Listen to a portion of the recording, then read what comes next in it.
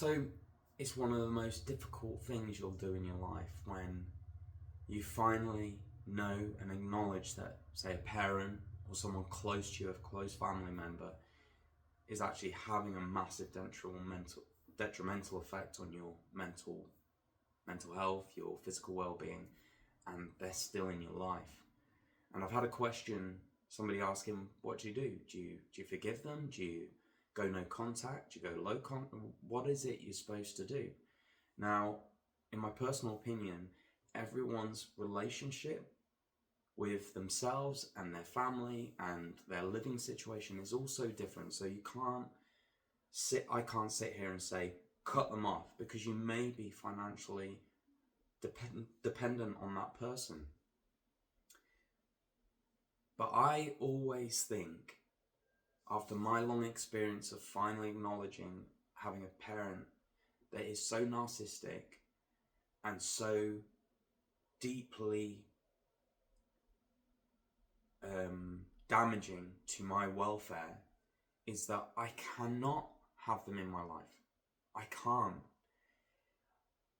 cannot, I might feel like I am strong and I can do it, but when I'm in the presence of that person, it's like something takes over. I go into a complete traumatized state and I start neglecting my family, my friends, my kid. Nothing positive comes from it. Now, everyone has a different parent and they are an individual. So if you have somebody in your life that has hurt you, if you can go to them and say, look, this situation has hurt me, or the way you talk to me really affects me in this negative way, and it's actually contributing to my chronic illness problem, and I just don't feel safe, and I just feel uneasy, and I need to be at peace to heal. If that person loves you, they will listen. They will have a conversation with you. But if you have somebody that scoffs and goes, oh, I'm a terrible parent, am I? Oh God, everything I've done for you, blah, blah, blah, and it's all back on them, and you've tried this repeatedly, it signals to me that you would actually be a healthier human being if that person was out of your life. Now, everyone's situation is different. I've been in a situation where I financially depended on this person. I couldn't live without them. So I couldn't just cut them off. But when I was in a position to, I can. So you have to judge it from that. If you're actually in a position where you can cut them off, you need to really think hard about what it is you want for yourself. Do you want peace? Do you want positivity? Do you want a different outcome? Or are you going to continue to allow that person into your life to negatively affect you, like for as long as they already have? It's by no means an easy one. We have cultural differences, we have the pressure of society to stay with your family no matter what, and we have financial dependencies. There's so many things that play a factor, but ultimately it has to come down to you. What do you want? Do you value your own peace, your own response in your body, or do you want to not upset the other person? You have to get that boundary where you finally put yourself first. Now, what I found is that when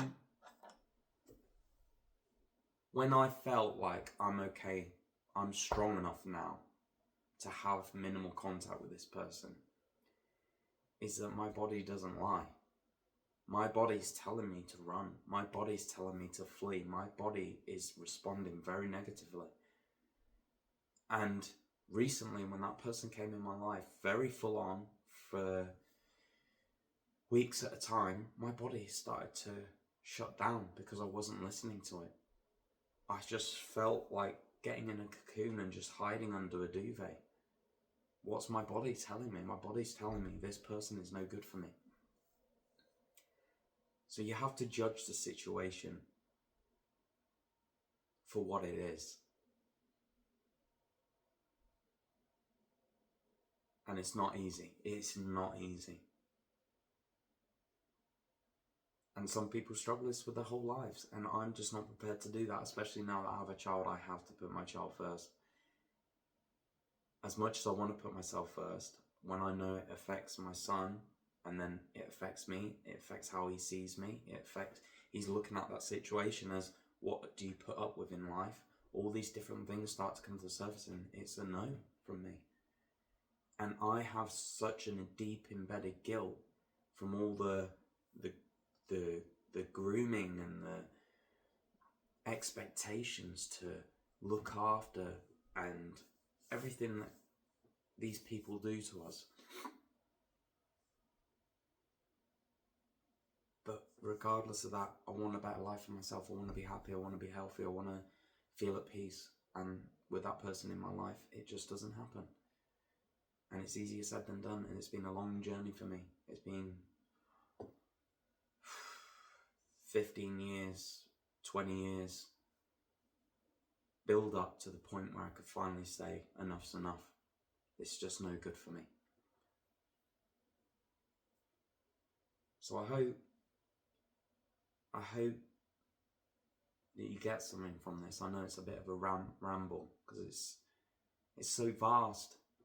And these are the people, if you have a narcissistic parent or someone that's really toxic to you, and it's your parent, and they've grown you up, and they've pretty much blueprinted your nervous system, it can be very hard to pull away. But at what point do you put yourself first? Now, another reason why it's more easy for me now is that what would I want my son to do?